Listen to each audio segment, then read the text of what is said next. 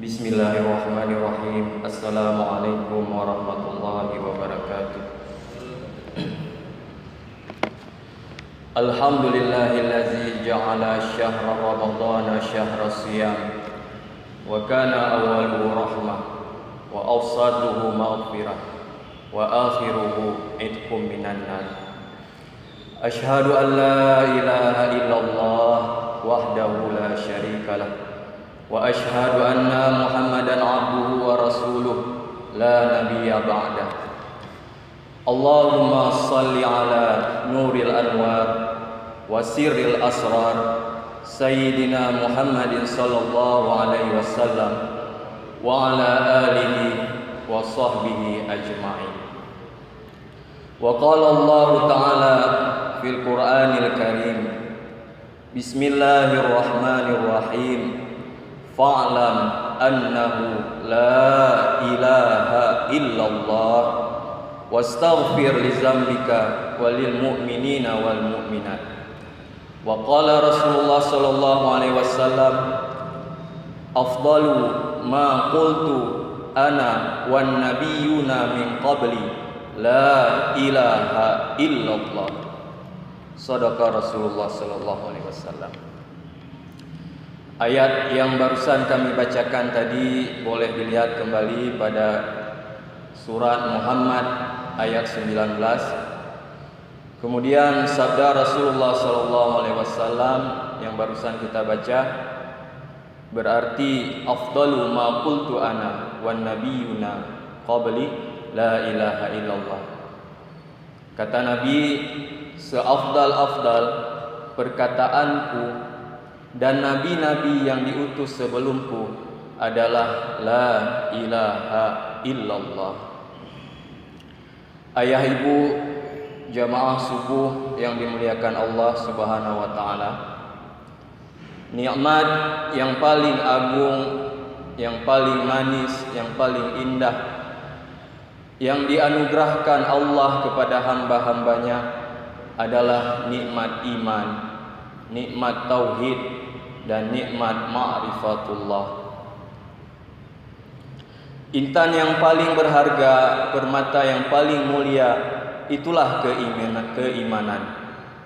Ketika keimanan ini sudah hidup, keimanan itu sudah tumbuh di kalbu, maka dapat mengalahkan nikmat-nikmat yang lainnya yang tidak dapat tertandingi oleh nikmat iman. Dan keimanan itu tidak bisa lepas dari satu kalimah yang mulia di sisi Allah, yaitu kalimah la ilaha illallah. Sehingga hadirin jamaah subuh yang dimuliakan Allah, misi utama dakwah 124.000 nabi-nabi dan rasul-rasul semuanya adalah menyebarkan dan menanamkan kalimah la ilaha illallah. Nabi Nuh, usia Nabi Nuh 1000 tahun. Selama hidup Nabi Nuh mendakwahkan la ilaha illallah kepada umatnya, sampai-sampai Nabi Nuh dicaci, dimaki, dicemooh oleh umat-umatnya. Tidak ada yang mau mendengarkan dan mengikuti Nabi Nuh kecuali hanya beberapa orang saja, termasuk yang paling menyakitkan, anak pun dan istri pun tidak mau mendengarkan apa yang didakwahkan oleh Nabi Nuh alaihissalam. Dan Nabiullah Ibrahim alaihissalam, Khalilullah, Nabi Ibrahim Khalilullah, sampai-sampai harus dibakar oleh api demi mempertahankan kalimah la ilaha illallah. Dan Nabi Musa dikejar-kejar oleh Raja Fir'aun demi mempertahankan la ilaha illallah. Dan hingga pada akhirnya sampai kepada Nabi kita, junjungan kita Nabi Muhammad sallallahu alaihi wasallam, 13 tahun baginda Rasulullah berjuang di kota Mekah. Tidak ada yang lain Nabi bawa. Nabi hanya mendakwahkan la ilaha illallah. menanamkan iman melalui satu ikrar suci, asyhadu an la ilaha illallah wa asyhadu anna Muhammadar Rasulullah. Jamaah subuh yang dimuliakan Allah, Nabi kita Rasulullah 13 tahun lamanya Nabi menanamkan iman, membina akidah dan membentuk keyakinan. Dari imanlah segalanya dimulai dan kepada imanlah segalanya kita menuju.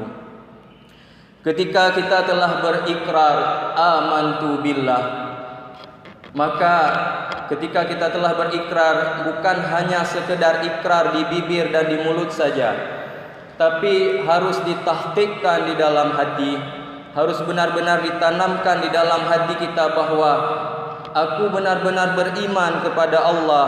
Saya tidak akan menyembah kecuali pada Allah. Saya tidak akan menggantungkan hidup kecuali pada Allah. Saya tidak akan melarikan persoalan kecuali kepada Allah.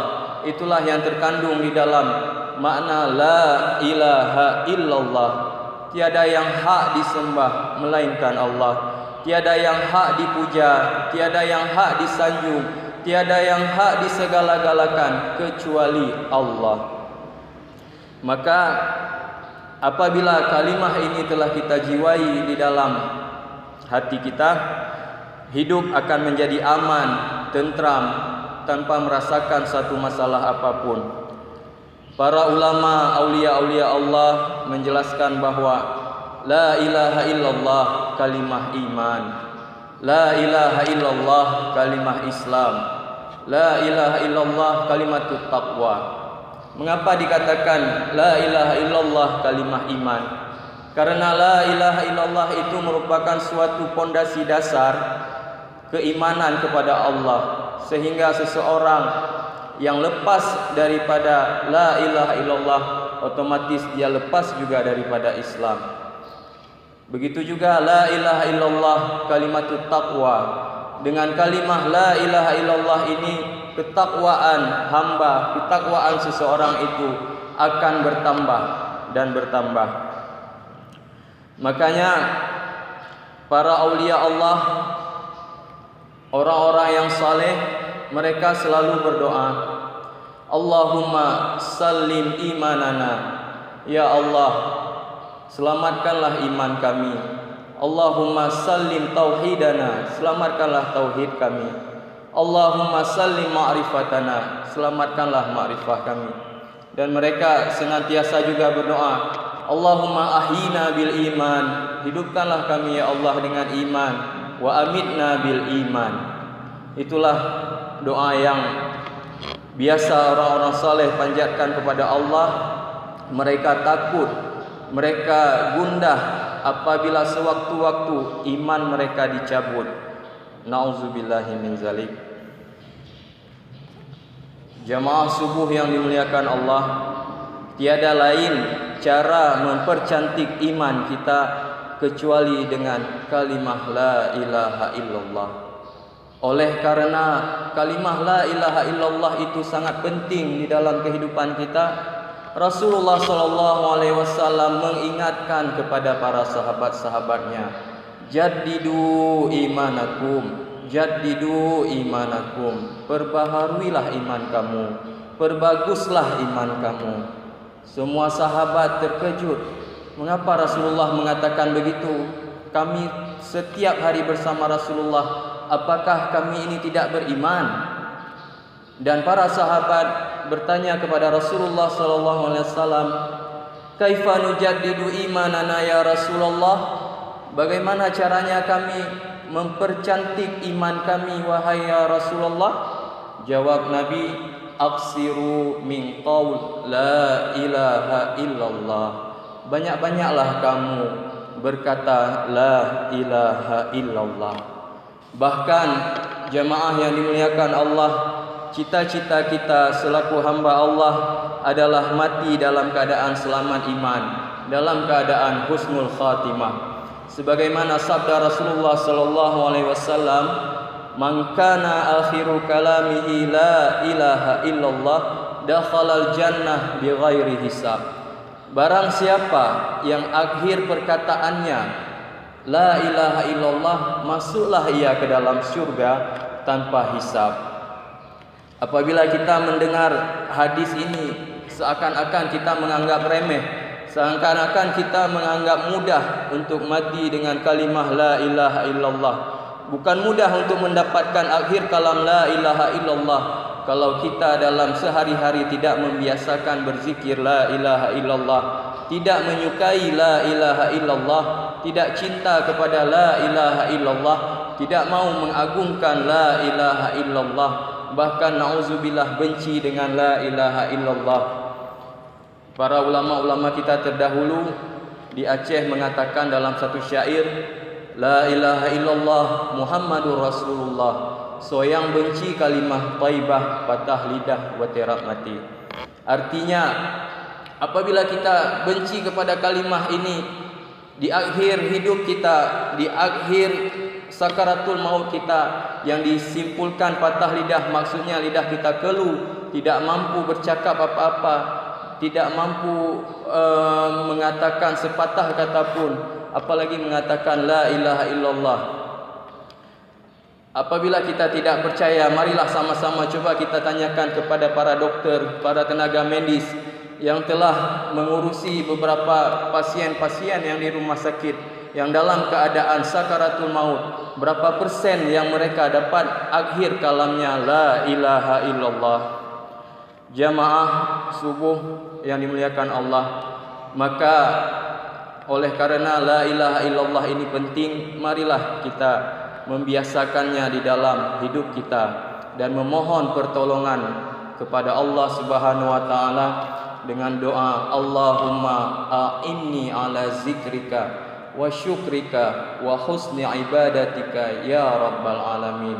Ya Allah, tolonglah aku agar senantiasa berzikir mengingatimu, agar senantiasa bersyukur terhadap nikmatmu, wa syukri nikmatika, dan bagus ibadah, bagus hubungan denganmu ya Allah. Karena kita tidak akan mampu beribadah, kita beribadah bukan karena rajin kita, bukan karena hebat kita, tetapi karena bantuan dan pertolongan daripada Allah Subhanahu wa taala. Jamaah yang dimuliakan Allah, ketika Nabi Allah Musa alaihi salatu wassalam terbebas daripada kejaran Fir'aun di Laut Merah bersama umat-umatnya, Nabi Musa berdialog dengan Allah Subhanahu wa taala. Nabi Musa diberi gelar Kalamullah, Musa Kalamullah. Kenapa Nabi Musa digelar Kalamullah? Karena Nabi Musa adalah nabi yang senantiasa sering bercakap-cakap dan berdialog dengan Allah.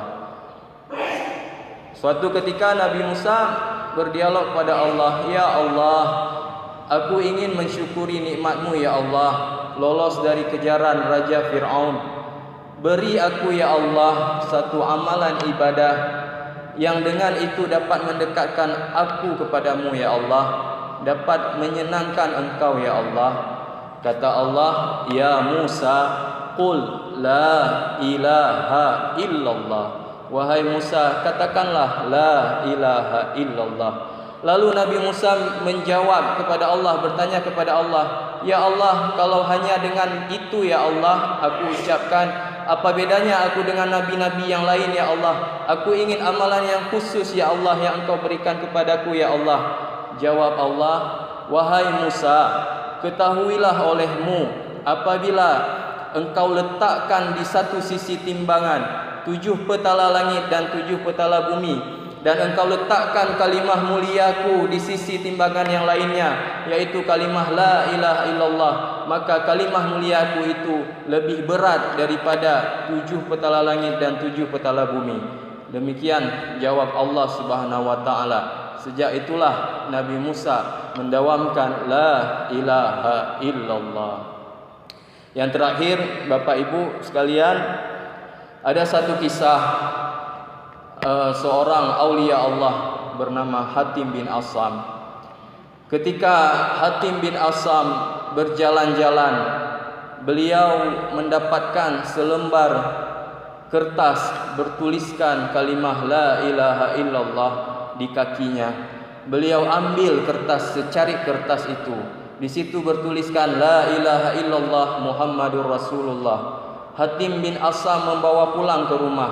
Sesampai di rumah, Hatim bin Asam mengambil kertas itu dan memberikannya minyak wangi, mewangikannya dan meletakkannya di atas lemari untuk memuliakan kalimah la ilaha illallah Muhammadur Rasulullah. Kemudian pada malam harinya Hatim bin Asam tertidur, bermimpi berjumpa dengan Rasulullah sallallahu alaihi wasallam. Rasulullah sallallahu alaihi wasallam datang ke dalam mimpi Hatim bin Asam. Rasulullah berkata, "Wahai Hatim bin Asam, engkau telah mewangikan namaku dan nama Allah. Sejak hari ini akan kuwangikan namamu sampai hari kiamat." Begitulah kemuliaan apabila yang diberikan oleh Allah apabila kita memuliakan kalimah la ilaha illallah. Apabila kita berbicara tentang kalimah la ilaha illallah, banyak fadilah-fadilah dan rahasia-rahasia kalimah la ilaha illallah yang mungkin tidak dapat semuanya kita sampaikan di waktu yang singkat ini. Di dalam hadis qudsi Allah berfirman, la ilaha illallah hisni wa man dakhala hisni amina min azabi. La ilaha illallah itu adalah bentengku, adalah kotaku. Apabila seseorang telah memasuk ke dalam bentengku, niscaya amanlah ia daripada azabku.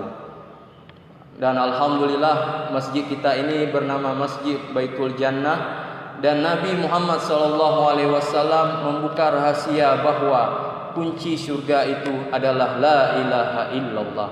Miftahul jannah la ilaha illallah. Itulah merupakan kunci surga. Amin ya rabbal alamin. Alhamdulillah. Marilah sama-sama kita agungkan, kita cintai kalimah la ilaha illallah. Mari kita dalam momentum Ramadan yang mulia ini memperbaiki batin kita, diri kita, sinyal hubungan kita bagus dengan Allah melalui memperbanyak zikir, memperbanyak doa, khususnya dengan kalimah la ilaha illallah. Semoga Allah berkahi kita semua yang hadir di masjid ini pada subuh ini, dan semoga akhir kalam kita semua berakhir dengan la ilaha illallah. Amin ya rabbal alamin. Wassalamualaikum.